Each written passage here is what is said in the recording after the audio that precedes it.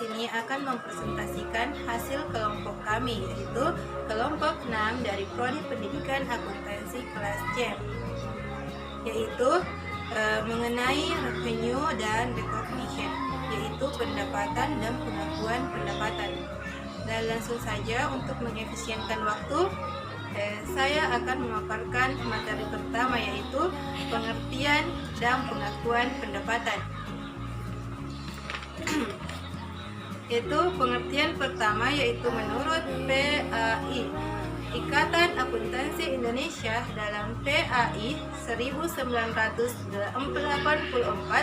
mendefinisikan pendapatan yaitu meningkatkan jumlah aktiva atau penurunan kewajiban suatu badan usaha yang timbul dari penyerahan barang-barang atau jasa atau aktivitas usaha lainnya di dalam suatu periode.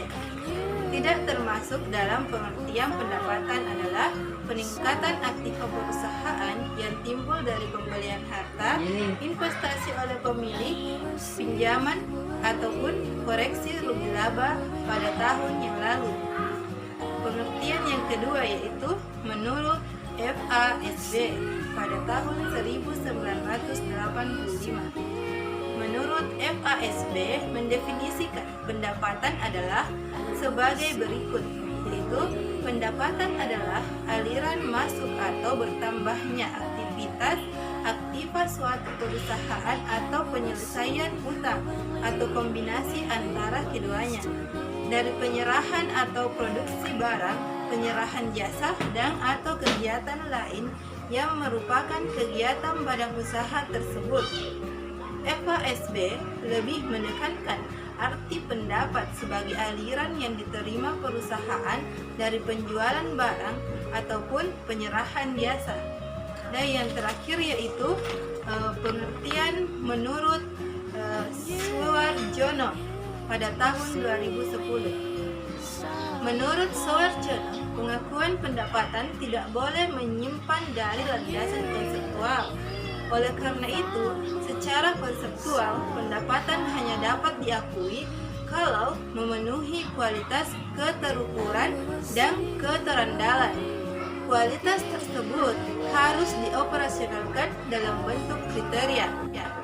Pengakuan pendapatan sebagai produk perusahaan, kriteria keterukuran berkaitan dengan masalah berapa jumlah produksi produk tersebut, dan kriteria keterandalan berkaitan dengan masalah apakah jumlah tersebut objektif serta dapat diuji kebenarannya. Kedua kriteria tersebut dipenuhi untuk pengakuan pendapatan. Sekian pemaparan materi dari saya. Selebihnya saya serahkan kepada pemateri selanjutnya. Assalamualaikum warahmatullahi wabarakatuh. Saya Nabila Wahab akan menjelaskan mengenai terbentuknya pendapatan dan realisasi pendapatan.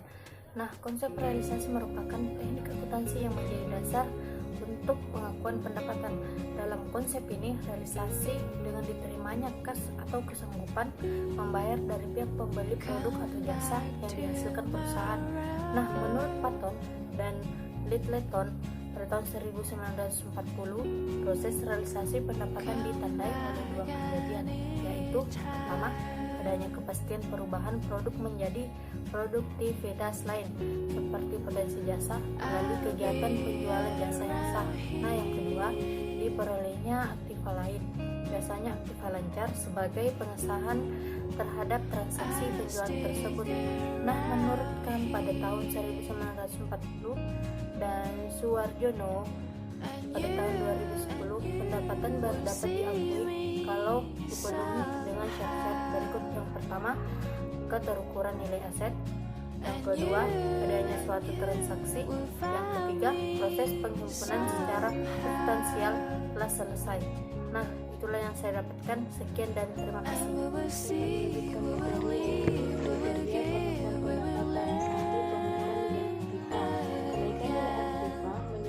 kenaikan nilai aktiva mengharuskan adanya keterukuran, artinya perlu didukung dengan bukti-bukti yang cukup. Dua, adanya suatu transaksi yang memberikan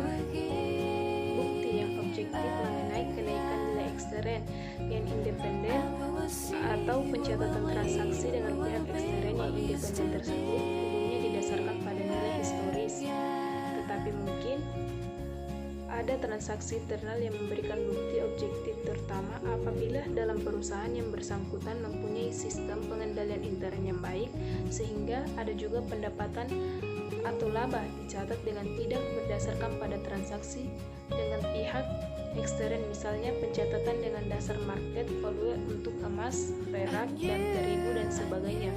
Tiga, kelengkapan substansial. Kriteria ini menekankan bahwa pendapatan tidak akan diperoleh sampai perusahaan memperoleh performance yang cukup substansial. Oleh karena itu, pendapatan dapat diakui kalau proses earning tersebut secara substansial telah selesai.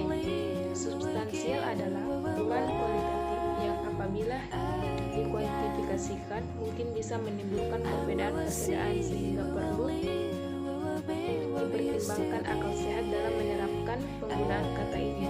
Hal ini juga dipengaruhi oleh kondisi perusahaan masing-masing. Cukup dari saya. Sekian dan terima kasih.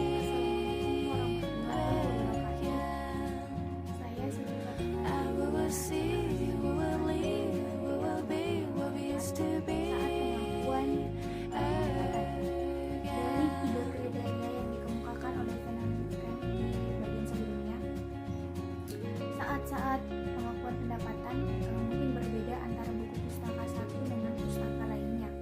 Beberapa literatur menyebutkan ada beberapa titik waktu saat kapan pendapatan diakui. Di bawah ini diperbandingkan saat kapan pengakuan pendapatan dari tiga literatur tersebut. Yang pertama, saat penjualan bagi perusahaan manufaktur dan perusahaan dagang. Saat penjualan merupakan saat yang paling utama yang digunakan sebagai titik waktu pengakuan pendapatan. Dengan kalimat lain dikatakan bahwa saat penjualan merupakan pengakuan pendapatan yang paling utama. Kemudian yang kedua, pendapatan diakui pada saat produksi selesai. Pengakuan pendapatan di luar saat penjualan seperti pengakuan pendapatan secara profesional dengan penyelesaian produksi atau lainnya sebenarnya merupakan pengecualian, sehingga untuk menggunakan saat pengakuan pendapatan semacam ini harus didasari oleh atau dengan alasan-alasan yang rasional. Demikian juga saat pengakuan pendapatan pada saat produksi selesai harus didasari oleh alasan yang rasional. Saya materi keempat melanjutkan materi yang dilakukan oleh teman saya tadi. Ketiga, pendapatan diakui secara profesional dengan penyelesaian produksi. Pengakuan pendapatan semacam ini banyak digunakan pada perusahaan kontraktor yang mengerjakan proyek-proyek yang umumnya memakan waktu lebih dari periode akuntansi. Pengakuan pendapatan secara profesional semacam ini terpaksa harus dilakukan karena perusahaan mempertahankan pengukuran dengan takaran periode. Yang keempat, pendapatan diakui pada saat penerimaan kas. Pengakuan pendapatan pada saat penerimaan kas dapat dilakukan apabila dalam rantai kegiatan sebelumnya dianggap sebagai realisasi pendapatan belum sampai pada tahap substansial. Misalnya saja masih terdapat ketidakpastian yang besar mengenai kolektibilitas piutang yang timbul dari penjualan barang atau jasa. Oleh karena adanya ketidakpastian yang besar tersebut, makanya biasanya pengakuan pendapatan sampai saat